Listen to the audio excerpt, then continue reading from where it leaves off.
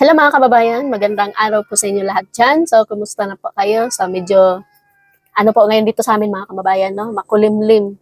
So, kahit makulimlim mga kababayan is, yung mga, ano po natin, yung mga scholar po natin, si June, ay nandun po sila ngayon sa sakahan dahil nag-abono po sila ng mais kasama si Mary Joy at saka si Rosevine.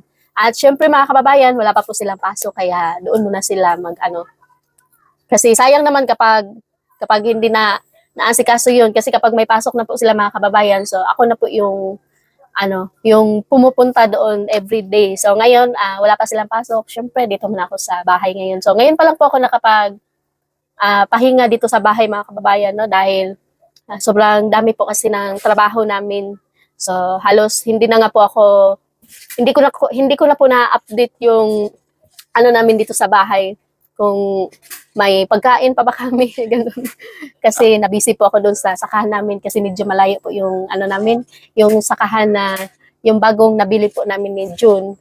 So, kaya binili po namin yun mga kababayan dahil lalagyan po namin, kaya nabili po namin yun mga kababayan dahil tataniman po namin yun ng mga prutas at saka mga lansunis, ganun, avocado. Kaya ayun, yun po yung purpose po namin doon. Pero sa ngayon, dahil bagong ano pa lang siya, so kaka-open pa lang po namin ng area. So try po namin maisan doon dahil sabi ni Ma'am Tess, magmanukan po kami soon. So malapit na po kami, magmanukan po kami mga kababayan, no? So para tulong po yun sa mga scholars po natin, para hindi na sila mahirapan sa kanilang baon, meron silang ah, magbaon sila ng itlog, ganun. So, meron na silang gulay, meron na silang itlog. So, kumpleto na po yung, kumbaga, yung mga, nila, kinakain nila is may mga protein na, ganun. So, doon naman sa malayong lugar na sinasakahan po namin is mga prutas po yung itanim namin doon. Tapos, sa ngayon, mais muna.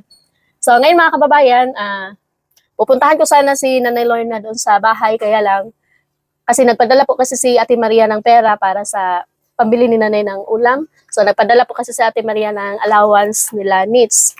So, yung pinadala po niya is 9,188.3. So, ayan, ito po yung resibo ni Ate Maria, mga kababayan. Yan, 9,188. Kaya lang, nakalista na po dito kung para saan to. Kaya ninita, 3,000 allowance at saka konsumo niya. So, everyday po, nagbibigay ako ng 50 pesos kay Nits. Tapos, binibilhan ko siya ng mga shampoo, yung mga gamit niya pang personal na gamit. Tsaka, syempre mga kababayan, kapag nag-aaral si Ninita, dito po namin siya pinapakain sa bahay at saka si Ray.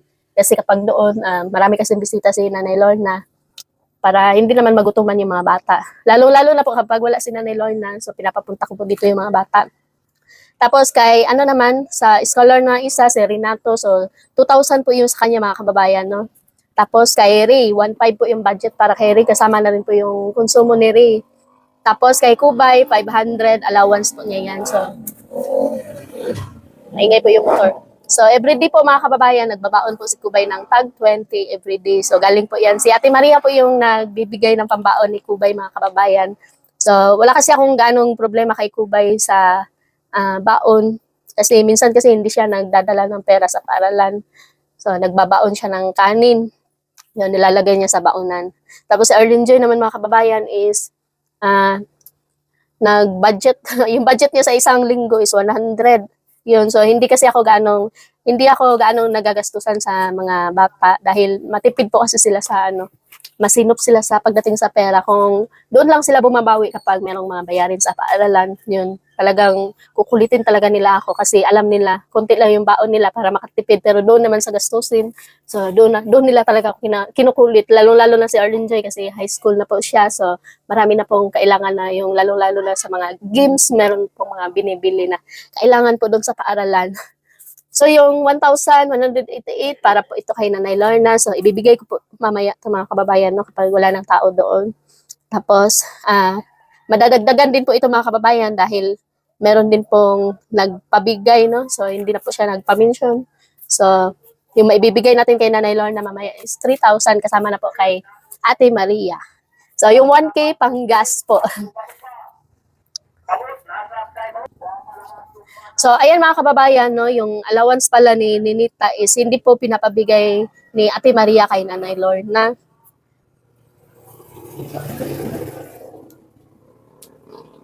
So, alam naman natin kapag nabigay yun kay Nanay Lorna, so isang araw lang po, wala na, ubus na, lalong-lalo na ngayon, maraming tao po doon sa kanila.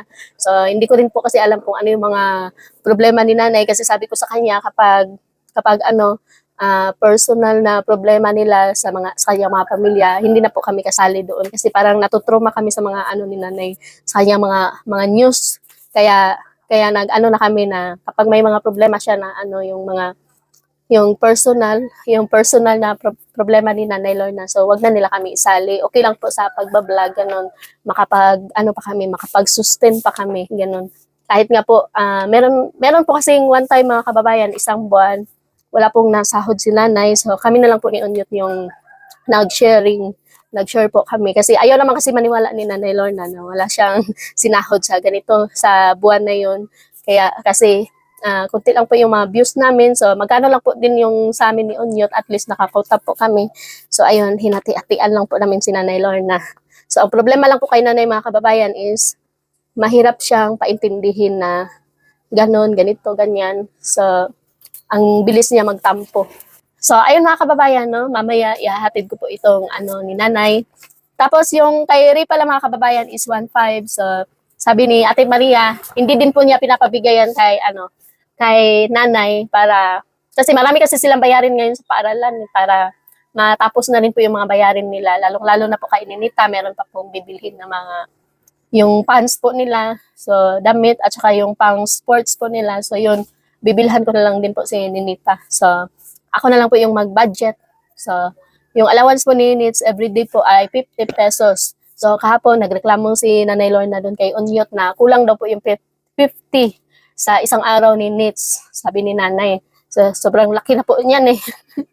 Kaya lang, so walang magagawa si Nanay kapag sponsor na talaga yung magsabi na 50 lang. So yun lang talaga yung ibibigay namin kung ano po yung sinabi ng sponsor. Yun lang din po yung sinusunod namin mga kababayan. No? So kasi yung iba kasi kami yung sinisisi, ganon. Lalong-lalo na po mga kababayan kapag walang upload si Nanay Lorna. So sasabihin na naman, kami na naman yung may kasalanan. So kung tutuusin lang po mga kababayan, kung hindi namin tinulungan si Nanay Lorna na makapag-YouTube, so wala siya, hindi niyo siya makikita na may may vlog. So hindi naman namin pinapabayaan si Nanay Lorna kahit wala siyang upload. So nagsusupport naman po kami sa pagkain nila. Kaya lang, may mga tao talaga, meron pa rin nasasabi kasi sabi bakit kami lang yung may upload. Yung cellphone kasi ni Nanay is nandun po sa kanyang mga anak. So, kumbaga nagpasapasahan sila. So, kanina lang po, galing dito si Nanay Lorna. Sabi niya sa akin, tinanong ko siya kung may vlog ba siya kahapon kasi nabisi po kasi ako kahapon mga kababayan. No? Galing ako doon sa sakahan namin. Tapos sabi niya, hindi daw siya nakapag-vlog dahil nandun sa anak niya yung cellphone. Tapos sabi ko sa kanya, dapat mag-vlog ka araw-araw kahit ano lang po yung gagawin niya. Paano daw siya makapag-vlog? Dami daw mga tao doon sa bahay niya, ganon. So ayun, sabi ko kay Nanay, sige, bahala ka. Alam niyo mga kababayan, ano yung sabi ni Nanay, sabi niya, sige, hindi na daw siya mag-vlog habang buhay. Yun po yung sinabi ni Nanay. So alam naman natin si Nanay Lorna, nagsasabi siya ng patapos pero hindi naman niya ginagawa. So magbablog pa rin yun. So, ayun mga kababayan, no, dahil magbigay na po tayo ng ni Nanay. Pero hindi ko na po dadalhin doon yung pera ni Ninita, no. Baka makita ni Nanay. Kasi nung una po kasi mga kababayan is kinukulit po ako ni Nanay Lorna na kukunin na lang daw po yung allowance ni Ninita kasi siya na lang daw po yung mag-budget. Kaya lang, hindi po talaga namin binigay kasi mauubos po talaga. So, ito na po yung pera. Mauubos po talaga mga kababayan no, kapag si Nanay Lorna po yung mag-budget. So, ito yung kay Ninita. 3,000. Kay Ray, 1,500. Tapos, so, ito po yun kay Ninita mga kababayan. No? So, magbabayad pa po ako doon sa paaralan. 3,000 po ito. Tapos, marami kasi silang mga ngayon sa paaralan, yung bayarin nila yung mga kailangan nila doon sa school. So, minsan pupunta dito si Ninita. Binibigyan ko naman siya mga kababayan kapag may mga project sila, kung ano yung bibilhin. So, lahat na ibigay ko po kay nanay. Tapos, ito naman kay Ray mga kababayan. So, dito ko rin kukunin yung pambayad niya sa paaralan. Kasali na po kay Kayla. So, si Kayla po ay nag-aaral din po si Kayla.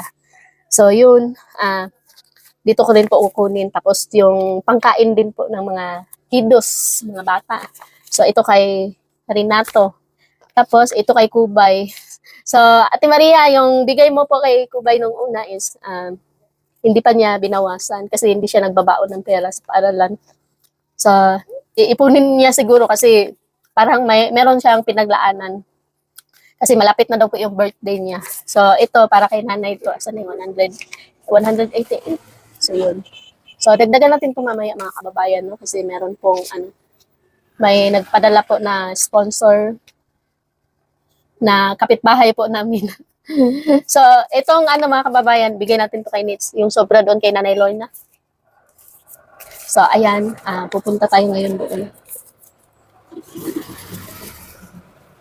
So, sabi ni Nanay Lorna, yung allowance daw ni Ninita, kailangan daw, 100 every day. So, hindi namin pinayagan mga kababayan kasi, parang masyado naman yatang malaki. Malaki pa yung allowance niya sa mga, nag-aaral ng senior high school. Kasi yung mga namin, yung senior high school po namin mga kababayan is tag 50 pesos lang po talaga yung everyday nila, yung scholar po namin. Sila Jandre at saka si Braille. So 50 pesos lang daw po yung nila allowance everyday. So sila na po yung nag-budget ng nila, yung bigay ni Ma'am Tess. So ayan, puntahan muna natin si Nanay Lorna mga kababayan. So maraming salamat po sa pag-support niyo po sa amin. Abangan niyo po yung mga video ni Nanay. So pagsikapan namin mga kababayan na magkaroon kami ng time para maalalayan namin si Nanay Lorna sa kanyang vlog. So puntahan ko muna siya ngayon. So let's go. So ayan mga kababayan, nandito na po si Nanay Lorna. So hindi na ako nakapunta doon sa kanila. Muadto ba lang ako dito na mga ikos imuhang pasaylo kay kanang kuan ba basig mo gawas na gyud si Ri og si Kayla wa na gyud hilak na karon nang mo bisita ko pud sa ako ang mais pud dito sa Salanggoy og ako pang bidyon pud si akong umagad. Kumusta imong umagad ron? Nanganak na gyud nga lalaki pud ang iyang anak. Ay lalaki. Na pila na anak sa imong umagad na? Kawalo. Walo abi man akong unom. Kawalo na naay namatay isa. Na luoy kaayo kay gahapon. Na naapon si Bubong gahapon sa ako kay mag-report pud sa ako way sabon ang dugo gyud wa gyud na ako naglaba kay wa may nanlaba kay wa may sabon mong ko tan-aw gyud na way imong pangandam wala day sila kuan way naay pangandam pero way pangandam pud ma'am kay naay pangandam pero makaon pud nila magamit pud kay wa may makuan pud niya lisod pud siya na ang ingon si Bubong ang kuan duha na kagabi pud nay na wa gyud na kuan baho na ang dugo. Nga ikaw maadto ra manglaba ka. Manlaba ko pa karon dito na ang sabon. Nagdakag kuan cellphone. Na ay cellphone. Daray mong kwarta na yun. Pumas si ini ang kwa si ini. O kahit 1,000 si ini. 1,500 ka pakapay ko 1,500 na ando. Wako. Kay ikaw? Uya. Kuha ko pag ang kwaryo to. Kuha.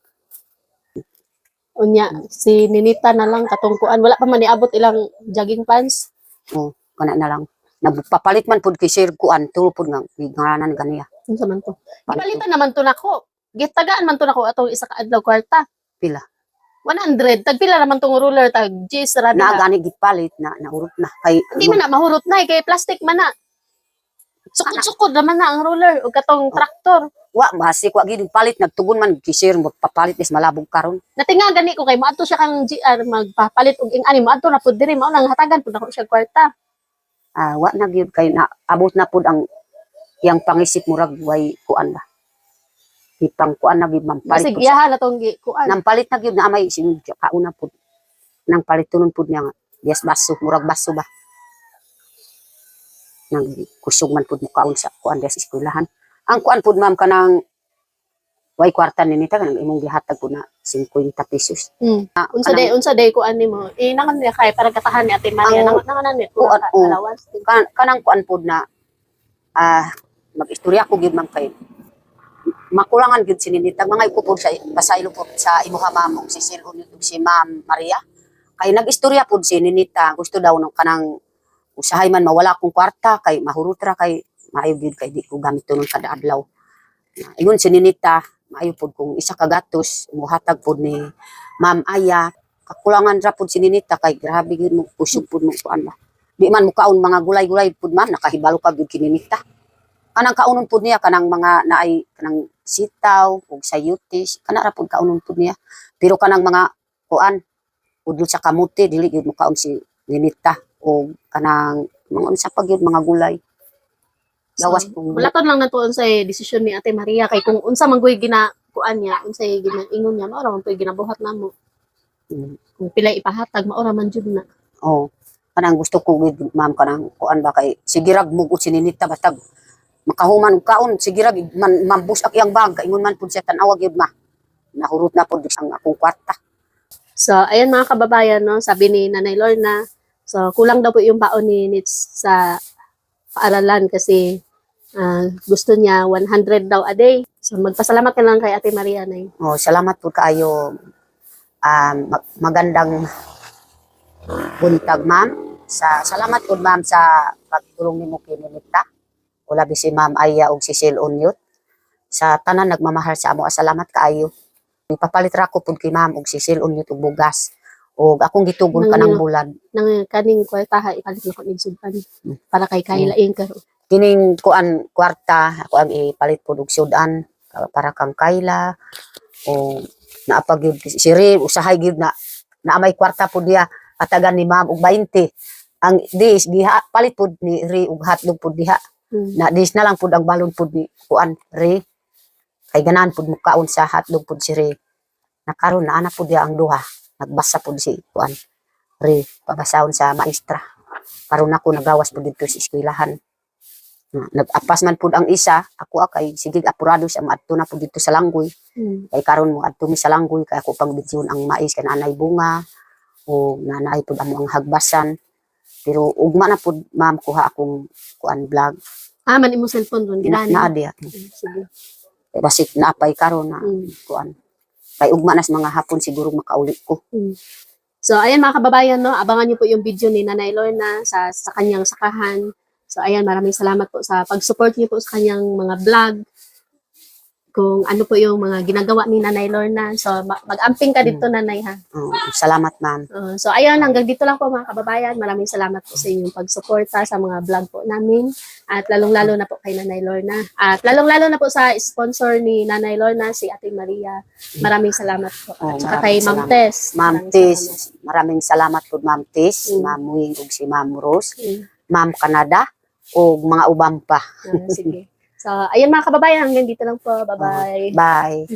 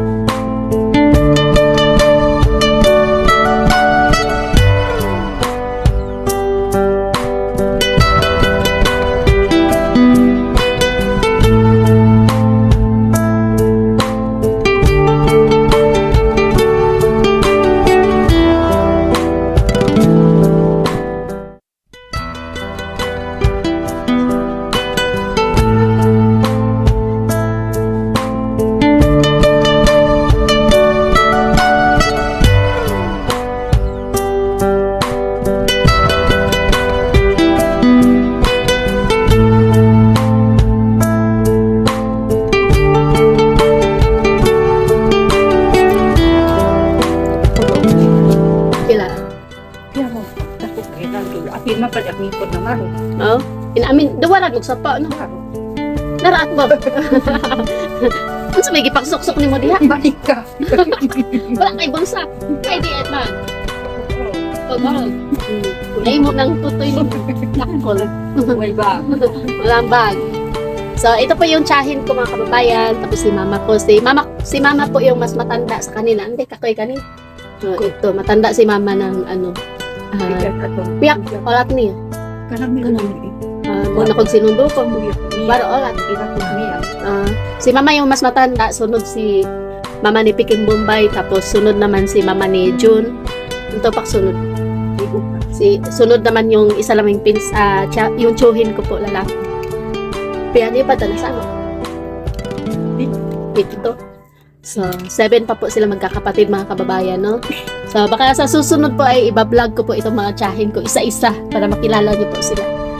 So, si nanay, so lagi niyo naman siya nakikita doon sa vlog ni Piking Bombay. So, yun. Magaganda po sila mga kababayan. Bye! Bye! Smile ko sa picture ako. Ha? 1, 2, 3. Smile. Yes eh. Yes, ikaw na, iba. So, at least meron tayong picture. So, picture tayo, picture. So, yun lang. Ha? Silopin.